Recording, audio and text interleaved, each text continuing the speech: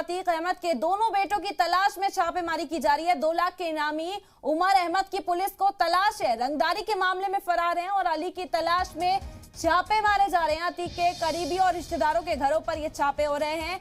धूमनगंज, खुलदाबाद, अतर, सुइया इलाके में ये छापेमारी की जा रही है और घंटों चली छापेमारी की कार्रवाई के बावजूद दोनों का कोई पता नहीं चला। गुज़िश्ता 3 बरस से फरार हैं अतीक अहमद के बड़े बेटे उमर। सीबीआई ने उमर की गिरफ्तारी पर 2 लाख रुपए का इनाम भी रखा है। आपको बता दें, अतीक अहमद के दोनों बेटे फरार चल रहे हैं और उनकी तलाश में अब छापेमारी तेज कर दी गई है।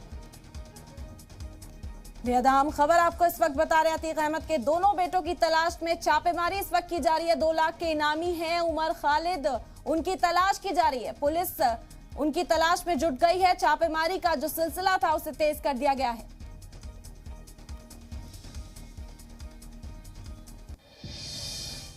खबरों में बने रहने के लिए आप हमारे फेसबुक, ट्विटर, इंस्टाग्राम पेज को फॉलो कर सकते हैं और ताज़ा अपडेट्स के लिए हमारे यूट्यूब चैनल जी सलाम को सब्सक्राइब कर सकते हैं और हाँ, बेल आइकन दबाना बिल्कुल ना भूलें।